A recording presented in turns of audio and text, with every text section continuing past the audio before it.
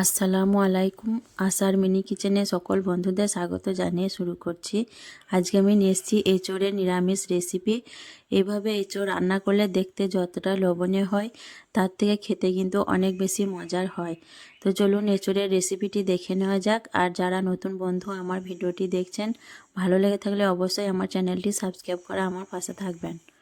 এখানে দেখুন আমি একটা এঁচোড় নিয়ে নিয়েছি। আর এঁচোড়ের সাইজটা খুব একটা বড় না, একটু ছোট সাইজেরই বটে এঁচোড়টা।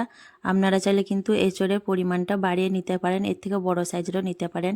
আমার যেমন প্রয়োজন আমি সেরকম হিসেবে এঁচোড়টা নিয়ে নিয়েছি। আর এখানে দেখুন একটা বড় বাটির মধ্যে আমি পানি নিয়েছি, তার মধ্যে অল্প পরিমাণ হলুদ দিয়ে দিলাম আর দিয়ে দিচ্ছি একটু সর্ষের তেল। এতে করে এঁচোড়টা কাটার পর কালো হয়ে যাবে না আর জায়গাটাও ধুতে সুবিধা হবে। আর আমি হাতেও দেখুন কিছুটা সর্ষের তেল নিয়ে নিচ্ছি। হাতে তেলটা মেখে নিয়ে তারপর আমি বটির মধ্যে তেলটা মেখে নেব। এতে করে এঁচোড়ের আটাটা বটি এবং হাতের মধ্যে লেগে যাবে না। আর বটির নিচে দেখুন আমি একটা পলিথিন প্যাকেট বিছিয়ে নিয়েছি, এতে করে জায়গাটা নোংরা হবে না।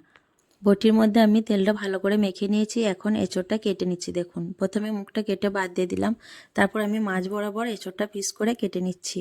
দিয়ে আবারও আমি অর্ধেক পিসটাকে মাঝ বরাবর আবারও কেটে নিলাম। তারপর আমি এঁচোড়ের খোসাগুলো দেখুন চেপে চেপে করে একটু কেটে বাদ দিয়ে দেবো। খুব ভালোভাবে খোসাটাকে কেটে বাদ দিয়ে দিচ্ছি। আর এঁচোড়টা আমরা সবাই কাটতে পারি, তবুও আমি দেখিয়ে দিলাম একবার।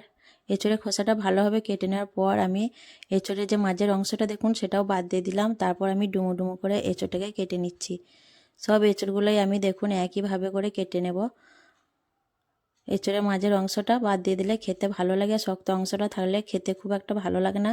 তার জন্য আমি এঁচোড়ের মাঝের অংশটা বাদ দিয়ে ডুমো ডুমো করে কেটে নিচ্ছি। আর খোসাগুলো দেখুন বাদ দিয়ে দিয়েছি। আর এঁচোড়টা কাটার পর যদি এরকম হলুদ আর একটু তেল পানির মধ্যে দিয়ে রাখেন তাহলে এঁচোড়টা একদম কালো হয়ে যাবে না, এঁচোড়ের কালারটা খুব সুন্দর হয়ে থাকবে। এঁচোড়টা আমার দেখুন পুরোটাই কাটা হয়ে গেছে। এখন আমি এঁচোড়গুলোকে খুব ভালোভাবে ধুয়ে পরিষ্কার করে নিয়ে তারপর রান্নার দিকে চলে যাব। প্রথমে আমি এঁচোড়টা সেদ্ধ করে নেব। তার জন্য একটা সসপ্যানে 1 কাপ পানি দিয়ে আমি গ্যাস অন করে বসিয়ে দিয়েছি। আর এর মধ্যে দিয়ে দিচ্ছি হাফ চামচ নুন আর অল্প হলুদের গুঁড়ো দিয়ে আমি খুব ভালোভাবে নুন আর হলুদটা মিশিয়ে নেব।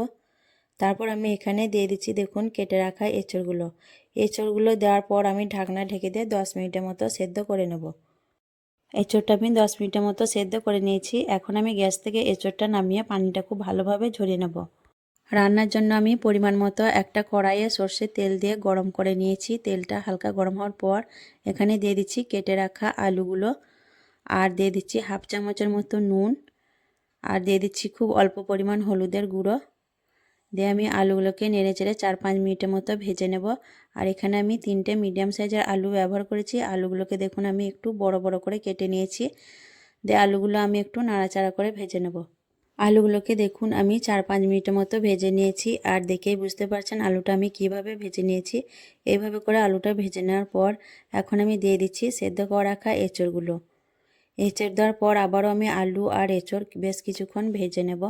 এঁচোড় আর আলু আমি বেশ কিছুক্ষণ ভেজে নিয়েছি, দেখে বুঝতে পারছেন। এখন আমি এঁচোড় আর আলুটাকে একটা বড় পাত্রের মধ্যে তুলে নিচ্ছি।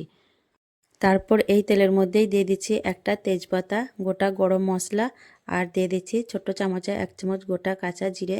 তেমনি নাড়াচাড়া করে একটু ফোড়নটা ভেজে নেব যাতে একটা সুন্দর মিষ্টি গন্ধ বেরিয়ে আসে ফোড়ন থেকে। ফোড়ন থেকে সুন্দর গন্ধ বেরিয়ে আসার পর দিয়ে দিলাম 2 চামচের মতো কাঁচা লঙ্কা আর আদা বাটা একসঙ্গে করে। দিয়ে আমি একটু নাড়াচাড়া করে ভেজে নেব যাতে আদার কাঁচা গন্ধটা না থাকে। আদা আর কাঁচা লঙ্কা ভাজতে ভাজতে দিয়ে দিলাম হাফ চামচের মতো হিং। দিয়ে আবারও আমি নেড়ে চেড়ে ভেজে নেব। আদা আর কাঁচা লঙ্কার কাঁচা গন্ধটা চলে যাওয়ার পর এখানে আমি দিয়ে দিচ্ছি দেখুন টমেটো পেস্ট। এখানে আমি 2টো মিডিয়াম সাইজের টমেটো গ্রেটার দিয়ে পেস্ট করে নিয়েছি, সেটা দিয়ে দিলাম। দিয়ে আবারও আমি নেড়ে চেড়ে খুব ভালোভাবে টমেটোটা কষিয়ে নেব। টমেটো ভালোভাবে কষে নেওয়ার পর এখানে দিয়ে দিচ্ছি দেখুন হাফ চামচের মতো হলুদের গুঁড়ো আর হাফ চামচের থেকেও কম কাশ্মীরি লাল লঙ্কার গুঁড়ো। আর ঝালের জন্য দিয়ে দিচ্ছি খুব অল্প পরিমাণ লঙ্কার গুঁড়ো। দিয়ে দিচ্ছি হাফ চামচ জিরে গুঁড়ো, হাফ চামচের থেকে একটু কম ধনে গুঁড়ো আর হাফ চামচের মতো দিয়ে দিচ্ছি চাট মশলা আর দিয়ে দিচ্ছি 1 চামচ চিনি চা চামচে। এতে করে তরকারি কালারটাও ভালো হবে আর টেস্টটাও ব্যালেন্স হবে। আমি নেড়ে চেড়ে খুব ভালোভাবে মশলাগুলোকে কষিয়ে নেব। মশলাটা দেখুন আমি বেশ ভালোভাবে কষিয়ে নিয়েছি, মশলার থেকে তেলটাও কিন্তু ভালোভাবে ছেড়ে দিয়েছে। এখন আমি এর মধ্যে দিয়ে দিচ্ছি ভেজে রাখা আলু আর এঁচড়গুলো। আলু আর এঁচড় দেওয়ার পর আবারও আমি কিছুক্ষণ নেড়েচেড়ে মশলার সঙ্গে এঁচড় আর আলু কষিয়ে নেব। আলু আর এঁচড় আমি দেখুন মশলার সঙ্গে খুব ভালোভাবে কিন্তু কষিয়ে নিয়েছি, দেখেই বুঝতে পারছেন কিভাবে আমি কষিয়ে নিয়েছি আলু আর এঁচড়। এখন আমি এর মধ্যে দিয়ে দিচ্ছি গরম পানি, আর গরম পানিটা কিন্তু অবশ্যই দেওয়ার চেষ্টা করবেন, তাহলে তরকারির টেস্টটা খুব ভালো আসবে। পানি দেওয়ার পর আমি নাড়াচাড়া করে খুব ভালোভাবে সব কিছু মিশিয়ে নেব। নাড়াচাড়া করে ভালোভাবে মিশানোর পর আমি ঢাকনা ঢেকে দিয়ে 7-8 মিনিটের মতো হতে দেব। 8 মিনিটের মতো রান্না করার পর আমি ফিরে এলাম, দিয়ে ঢাকনা খুলে নিলাম। এখন একটু নাড়াচাড়া করে দেখে নেব আলু আর এঁচড় ভালোভাবে সেদ্ধ হয়েছে কিনা। আলু আর এঁচড় কিন্তু ভালোভাবে সেদ্ধ হয়ে গেছে, যেহেতু এঁচড়টা আগে 10 মিনিট সেদ্ধ করে নিয়েছিলাম, তার জন্য আর খুব বেশি সময় লাগেনি সেদ্ধ হতে। আবার কিছুক্ষণ ভেজেও নিয়েছিলাম, এতে করে খুব বেশি সময় লাগেনি। এখন দিয়ে দিচ্ছি 1/2 চামচের মতো গরম মশলার গুঁড়ো। আমি নেড়েচেড়ে খুব ভালোভাবে গরম মশলাটা মিশিয়ে নেব।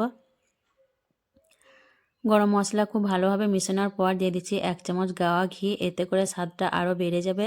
ঘি দেওয়ার পর আমি নাড়াচাড়া করে মিশিয়ে নিচ্ছি, আর গ্যাসের ফ্লেমটা আমি এখন বন্ধ করে দেবো। দিয়ে ঢাকনা দিয়ে আমি কিছুক্ষণ রেখে দেবো, তারপর আমি পরিবেশন করে আপনাদের দেখিয়ে দেবো। কিছুক্ষণ ঢাকনা দিয়ে রাখার পর দেখুন কতটা লোভনীয় হয়েছে দেখতে তরকারিটা। এভাবে করে আপনারাও খুব সহজে বানিয়ে নিতে পারবেন। খুব সহজ এবং সুস্বাদু একটা নিরামিষ রেসিপি এঁচড় আর আলুর।